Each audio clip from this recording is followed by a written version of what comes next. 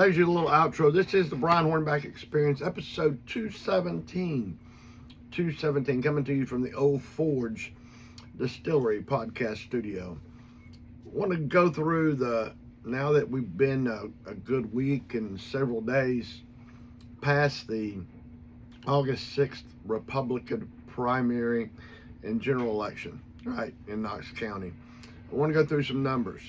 These numbers are going to be certified on Wednesday, August the 19th. So this Wednesday, these votes will be certified and it'll be in the books. So let's talk about the governor's race.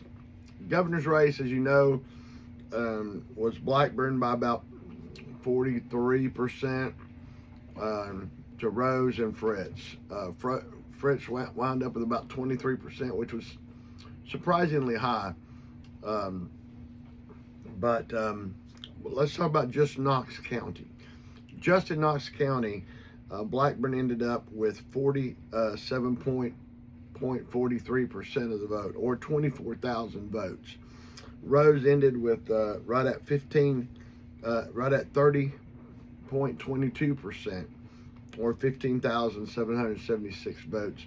And Fritz ended up with 22.35% of the vote, or 11,664 votes. So in Knox County, Fritz ended up with less than what he got statewide. This is not surprising. Haggerty, Burchett got complimentary votes of just over almost 47,000 votes because they weren't opposed in the primary. Jimmy Matlock, which represents part of Knox because he's running for Lieutenant Governor McNally's seat, got a complimentary vote of a little more than 5,500 votes. Briggs, let's talk about Briggs. With Briggs, he faced the same opponent he faced 4 years ago. He ended up with 66.33% of the vote to his opponent's 33% of the vote. Very impressive. Jason Zachary ended with over 10,000 complimentary votes. Michelle Carringer with over 7,400 complimentary votes. Elaine Davis. Elaine Davis ended with just over, I believe, 56% of the vote. I think I wrote that number down wrong, but anyway, she ended up with 5,224 votes to right at 2,700 votes for her second opponent and 372 votes for her third opponent. Dave Wright and Justin Lafferty both over 7,000 complimentary votes. Let's talk about the general. We had Judge Emily Abbott. She had over 58,000 complimentary votes. Betsy Henderson ended with 52.47% of the vote, or 46,207 votes, beating her opponent by just over 5,000 votes. Of course, we lost, the Republicans lost the 3rd District seat, 54% to 45%. Over in the 7th District, though, Barry Beeler, the Republican, carried 70% of the vote. Impressive for a first-time candidate. Justin Cofer finished with just short of 51% of the vote, and Garrett Holt, running for the other at-large commission seat, ended with just over 52%. Nick McBride, while it should have been closer to 60%, ended with 55% of the vote. Andrea Kline ended with 56% of the vote for the General Sessions judgeship. And then the rest are complimentary votes. Brent Gibson, 59,000. Susano, 58,000. Hammond, 58,000. Beeler, 57,000. And Witt, about the same as Brent Gibson with 59,000. Andrea Kline, being the one contested race in the general election, became the larger winner countywide with 56.86% of the vote. So Andrea Kline will be on the general will be our General Sessions judge for another 4 years. She has taken the place of, she took the place in January of Judge Andrew Jackson. And so she will remain there for another 4 years. She'll be back up for an 8-year term in 2030, along with all the other judges. So Knox County, somewhat similar to the state, but with some good surprising numbers, particularly for Judge Kline, Judge Abbott.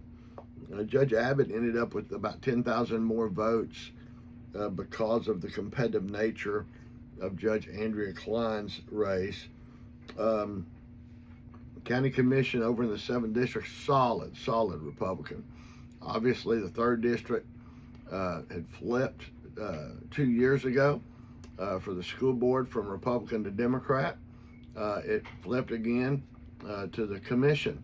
So what we saw in the 4th District 4 years ago and what we saw in the 4th District again Thursday night is that the 4th District has chosen a Democrat for commission, a Democrat for school board. Now in the 3rd District, the school board 2 years ago went Democrat. Now the commission's gone Democrat. So the Democrats now have the 1st and the 2nd, the 3rd and the 4th, and so we have work to do. Republican Party, we have work to do. And the 1st District and the 2nd District is going to be up in 2 years.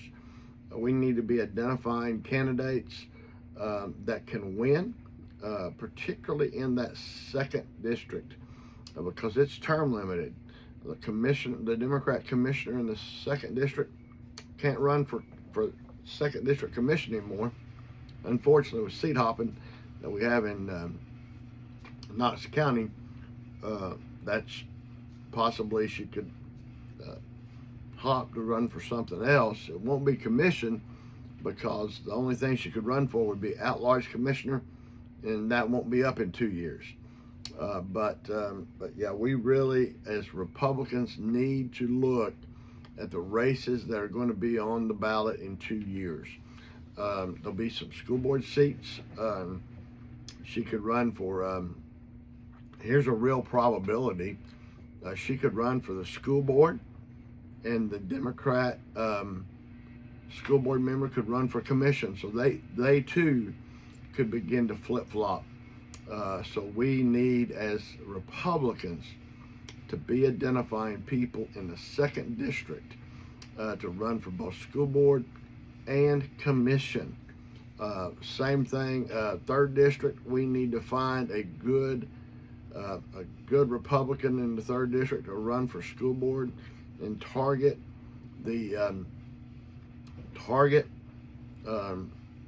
Patricia Fontenot Ridley. In the 5th District and in the 8th District, we have good Republicans in Lauren Morgan and Travis Wright. So we need to be able to hold on to those seats. We know the Democrats. We know their playbook now. We know that the Democrats are going to field a candidate in every race that they can. The only race they weren't able to field a candidate was for sheriff, for circuit court clerk, for criminal court clerk, for county clerk, and for register of deeds, and for criminal court judge. So we know that when it comes to judgeships or races like sheriff, where you have you've got to be post-certified in order to qualify to be sheriff, we know that the Democrats have a limited field. Not sure why they weren't able to field candidates for circuit court clerk, criminal court clerk, county clerk, or register of deeds, but for whatever reason they chose to leave those blank as far as opponents. So we have a full slate of state legislative races now for November the 3rd, and so we have got to rally behind Zachary and Carringer, Wright and Lafferty. They all have opponents. Elaine Davis has the same opponent she had 2 years ago, and so we've got a rally now to support Elaine. One reason the Democrats do what they do, by the way, I left out Dr. Briggs and Jimmy Matlock. They both have Democrat opponents. The main reason that the Democrats do this is so that Briggs and Matlock and Zachary and Carringer and Wright and Lafferty can't help Elaine Davis. That's why they end up running other candidates, is to keep somebody busy so they can't help others. Burchett has an opponent, and Senator Hagerty has an opponent, and Marsha Blackburn has a Democrat and an independent. So the field is set, the players are known, and it's important that we all get together and we support the Republican candidates, because the worst Republican is better than the Democrat every time. So again, thank you for tuning in to this 217th edition of the Brian Hornback Experience. Just talking to you about what happened in August the 6th and what's going to happen November 3rd. Y'all have a great night, and we'll talk to you again real soon.